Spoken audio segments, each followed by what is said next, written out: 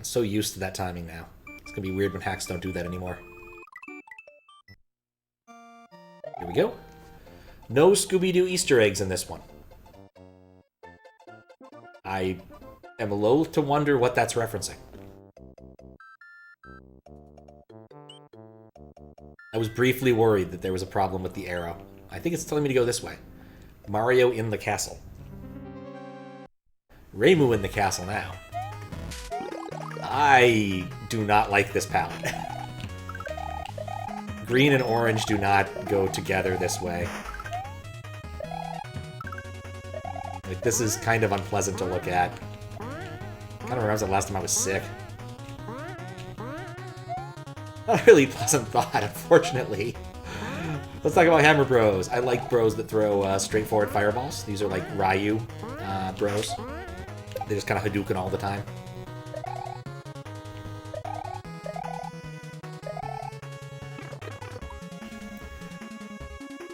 But yeah, so this is a castle. I'm being dumb. It's not a bad castle so far. Like, it's got an awful lot of things I like to see in castles. Long strings of maces.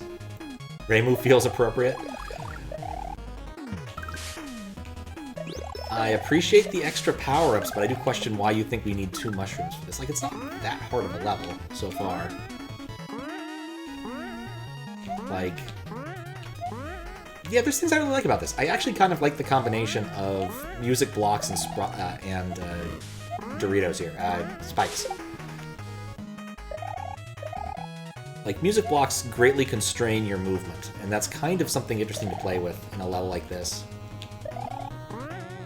Though, admittedly, I have the latitude to not deal with these problems if I feel like it, because I can just spin jump on the objects.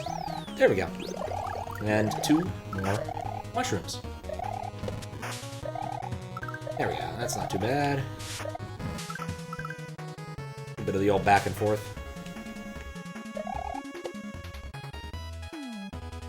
But as with most Hammer Brother related problems in back and forth sections, you just wait for them to despawn. Okay, you know what? I like this. Ooh, I like this a lot, actually. This section is definitely speaking to me.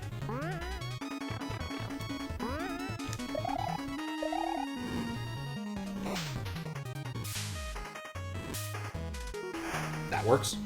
It barely works, but it works.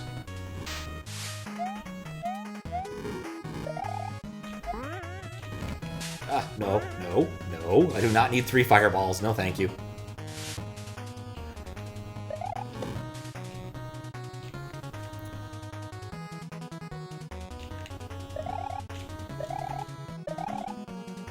Yeah, that section was fun. Oh, okay. Now we have something of interest.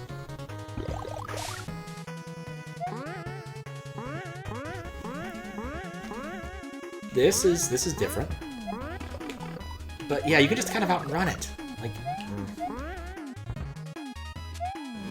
Like initially I thought it would provide some interesting challenge, but quite literally it just makes it so you need to be moving whenever he does that. So, I'm not sure that's really adding much to the level aside from, you know, preventing me from waiting around at certain times. But in a level like this, you don't want to wait around a lot anyway, so, eh.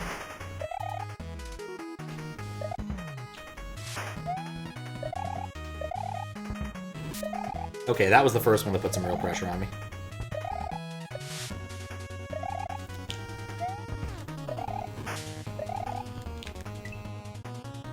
Well, that was a mighty stupid way to die. Alright, let's try that again with a little less failure, hopefully.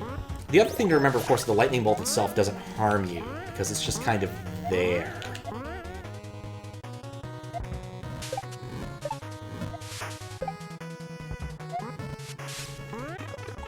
Oh, nuts. It's gonna be a much harder time this time around.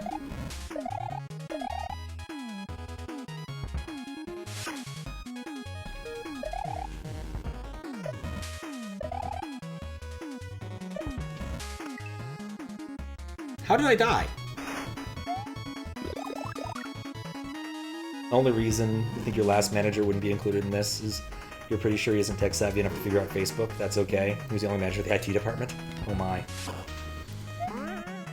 Yeah, I almost one-shot that section. If I just gone for it, I just kind of felt like I wanted to try and do a swag jump off of that. Okay, note to self, that's 3 tiles high, or 2 tiles high, not a tile and a half. Yeah, this section's actually a bit harder because of how you want to flow it.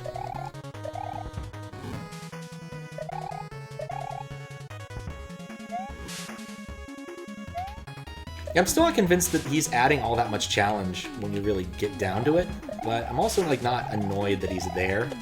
There we go, 28.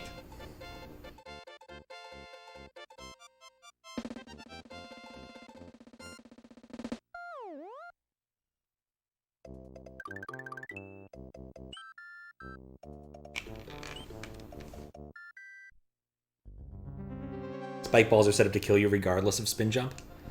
I mean, I was spin jumping on them earlier. The thing about it is, I think I must have, like, did it a little bit too close to the ground. I'll probably have to check a replay to see what killed me.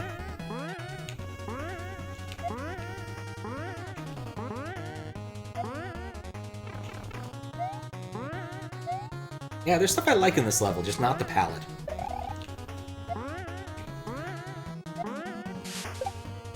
Reminds me as a child how I swore off orange Kool-Aid forever. It was an unpleasant experience. Then one of the custom Windwalker characters you can use in randomizers. In one of them. One character in particular is over 80? Wow. 80 different palettes? That's a lot. Several of which are Toho-based, of course. Yeah, I think I watched Desi do a little bit of Wind Waker a while ago, and he was playing as the Pokemon trainer, which was pretty nifty, actually. So whenever he needed to use an item, it was a Pokemon, which is mildly amusing.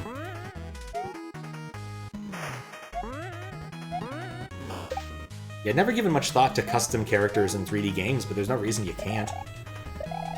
If you understand the model format, and I have to assume that Nintendo probably used a fairly similar one through most of its games on any given on any given system.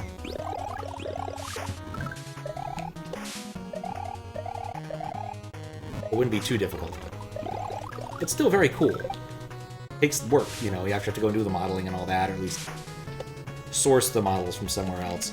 That's what happened to me last time. Yeah, I really think this level comes alive once we actually get to this section where we have the circular platforms. Like, they play well together with the spikes and the bouncy blocks, the note blocks.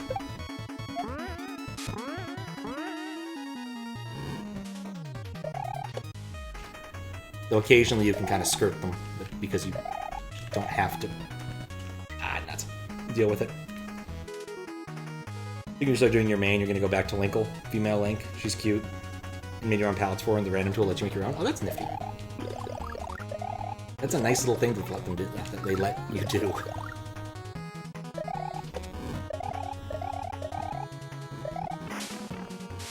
I was thinking, like, how difficult would it be to make palettes? But again, it comes down to 3D modeling, right? It's just, what color are the textures? Windwalker was GameCube, right? So I guess it'd be kind of weird for them to be using palettes at that point in time. I would have to assume that they're just using 24-bit color. Or possibly 32-bit color, depending upon how the thing's implemented. For the textures.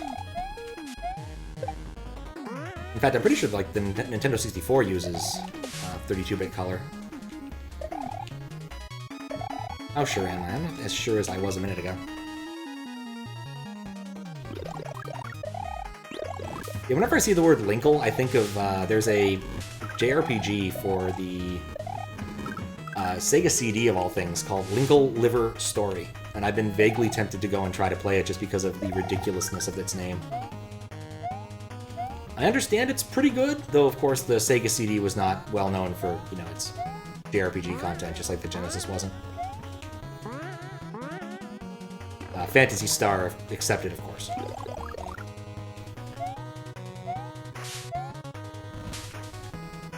Pretty sure that's a Sega property.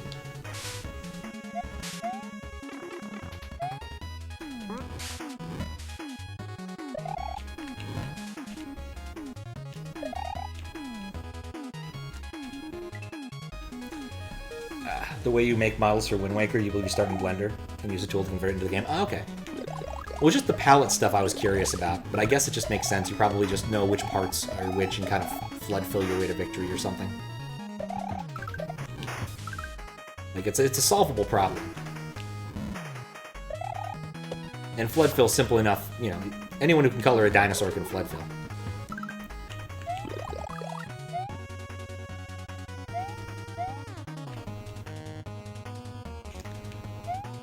Between the fireballs.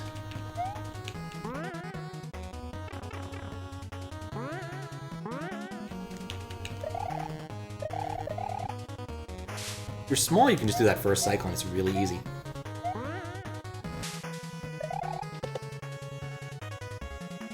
Okay.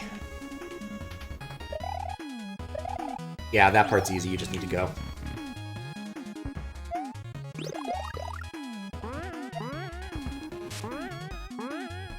I'm gonna guess my second lap took a lot longer than my first, so I've gotten distracted.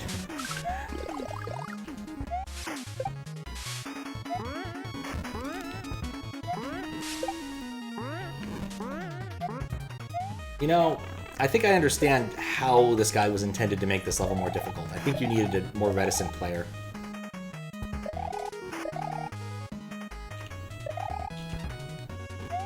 Because there's not many spots where you need to stop, but for this guy to be actually dangerous, you need to stop. There we go. Indeed, a 3D coloring book. Yep. 3D coloring book. Most coloring books are 3D. In the sense that they're, you know, a book. Alright. Let's write some notes.